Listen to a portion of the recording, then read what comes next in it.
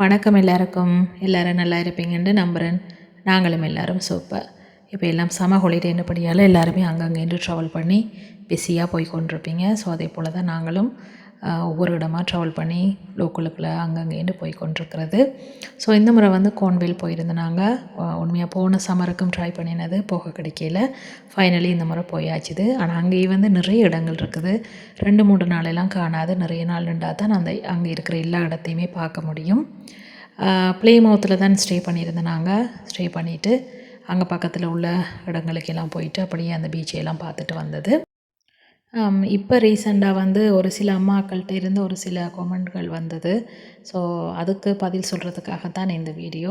அது அவங்களோட தப்பு கிடையாது. ஒவ்வொருத்தவங்களுடைய பார்வை ஒவ்வொரு மாதிரி இருக்கும். It's absolutely fine. உண்மையாக நான் வந்து என் பிள்ளைகளை நிறைய இடங்களுக்கு ட்ராவல் பண்ணி கூட்டிக் கொண்டு போகிறது எனக்கும் இவருக்கும் பர்சனலி நிறைய ட்ராவல் பண்ணுறது பிடிக்கும். அதே மாதிரி என் பிள்ளைகளுக்கு வந்து சோஷியல் ஸ்கில் பழக்கிறதுக்காகவே நிறைய இடங்களுக்கு நாங்கள் கூட்டிக் கொண்டு போகிறது. முந்தி என்னுடைய பழைய வீடியோக்கள் பார்க்குற இப்போ கிட்டத்தட்ட நான் ஒரு 3 இயர்ஸாக வீடியோஸ் போட்டு கொண்டிருக்கிறேன். பழைய வீடியோ பார்க்குற ஆக்களுக்கு தெரியும் என் பிள்ளைகளை வந்து கையை விடவே மாட்டேன். நான் ஒரு பிள்ளையையும் இவர் ஒரு பிள்ளையையும் எப்போவுமே பிடிச்சி கொண்டே தான் நாங்கள் இருக்கிறது. ஏனென்றால் அவங்களுக்கு அந்த டேஞ்சரஸ் சென்ஸ் இருக்காது. டக்குன்னு ஓடிடுவாங்க. கையை பறித்து கொண்டு ஓடுவினம் பிள்ளைகள். அந்த மாதிரி நிறைய எல்லாம் நடந்திருக்குது.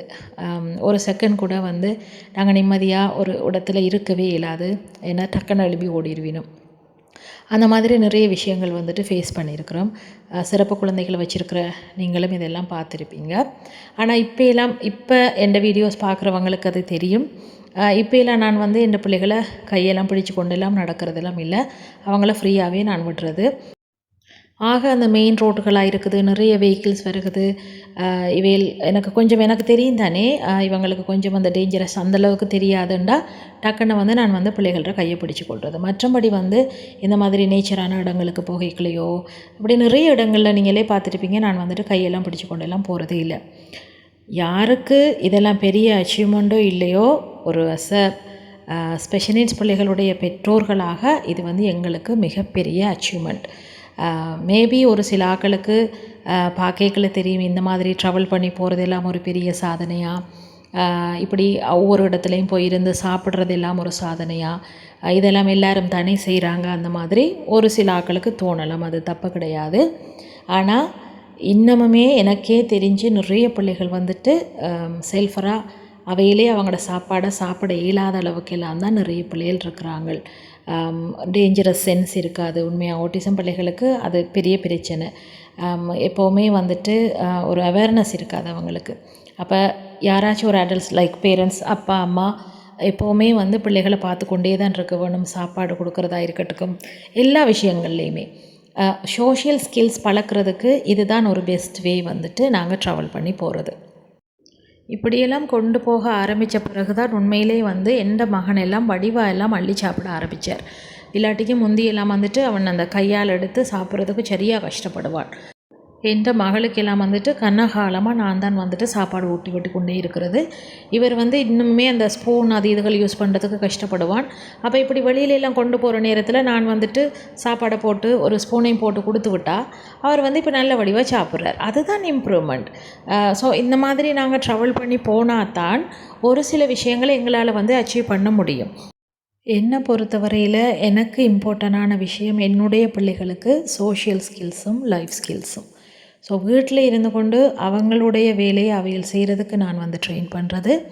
அது தவிர வந்துட்டு சோஷியல் ஸ்கில் வெரி இம்பார்ட்டன்ட். என்னென்னு சொல்லி சொன்னால், நாங்கள் இல்லாத காலத்தில் எங்களோட பிள்ளைகள் எப்படி வாழ போகிறாங்கன்றதுக்காகத்தானே ஒவ்வொரு சிறப்பு குழந்தைகளோட பெற்றோரும் வந்துட்டு நாங்கள் தவிக்கிறோம். ஸோ நாங்கள் இருக்கிற காலத்தில் தான் நாங்கள் இதெல்லாம் ட்ரெயின் பண்ண முடியும். நீங்கள் இப்படி வெளியில் போனால், ஒரு கடைக்கு போனால் நீங்கள் இப்படி சாமான் வாங்க போகிறீங்க, அதுதான் சோஷியல் ஸ்கில். இந்த சமூகத்தோட எங்களோட பிள்ளைகளை நாங்கள் வந்து ஒன்றாக வாழ வைக்கிறதுக்காகத்தான் நாங்கள் போராடி கொண்டிருக்கிறோம். அதே போல் வீட்டில் இருந்தால் லைஃப் ஸ்கில், உங்களோட வேலையை நீங்கள் செய்கிறதுக்குரிய பயிற்சிகளை வந்து நாங்கள் பிள்ளைகளுக்கு கொடுத்து கொண்டிருக்கணும். என்னுடைய மெயின் எய்ம் வந்துட்டு இது ரெண்டும் தான். இப்போலாம் வந்து ஒரு சில சிறப்பு குழந்தைகளோட பெற்றோர்களே வந்து மற்ற குழந்தைகளோட தங்களோட குழந்தைகளை வந்து கம்பேர் பண்ணி கொண்டு தான் இருக்கிறாங்க. சில நேரம் உண்மையாக அந்த பிள்ளைகளை பார்க்க பாவமாக இருக்கிறது. ஐயோ, என்னென்னு சொல்லி சொன்னால், ஓட்டிசம் வந்து ஒரு ஸ்பெக்ட்ரம்.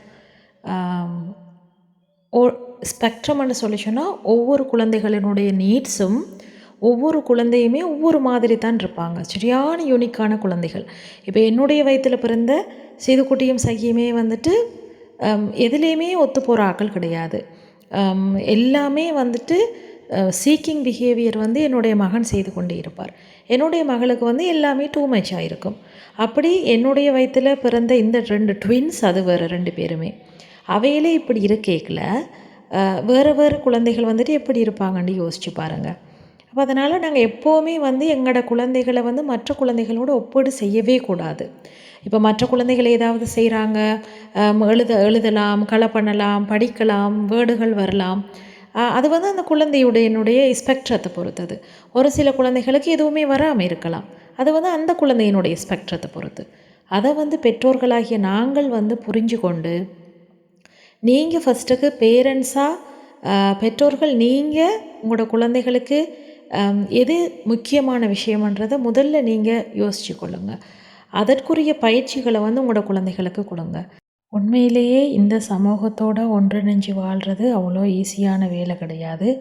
நாங்களே அவ்வளோ கஷ்டப்படுறோம். நாங்கள் உண்மையாக யோசிச்சு பாருங்கள், எங்களுடைய குழந்தைகள் வந்துட்டு எவ்வளோ கஷ்டப்படுவாங்க. ஸோ நாங்கள் எவ்வளோக்கு எவ்வளோ வெளியில் கூட்டி கொண்டு போயிட்டு எந்தலாத்துக்கு இந்த சமூகம் இப்படித்தான் இருக்கும், இதுக்கு ஏற்ற மாதிரி தான் நீங்கள் வாழ வேண்டி இருக்கும் அப்படின்றதெல்லாம் பயிற்சி கொடுக்குறதெல்லாம் சாதாரண விஷயம் கிடையாது. இதெல்லாம் வந்து உண்மையாக சிறப்பு குழந்தைகளை வச்சுருக்கிற ஒவ்வொரு பெற்றோர்களுக்கும் தெரியும் எவ்வளவு கடினமான வேலை என்று. நீங்கள் செய்கிற ஒவ்வொரு விஷயமுமே, ஒவ்வொரு சின்ன சின்ன விஷயங்களுமே சிறப்பு குழந்தைகளை வச்சுருக்கிற பெற்றோர்களுக்கு அது சாதனை தான். நிறைய பிள்ளைகள் வந்து பார்த்திங்கன்னா பேர் சொன்னால் அதை திரும்பி கூட பார்க்க மாட்டாங்க.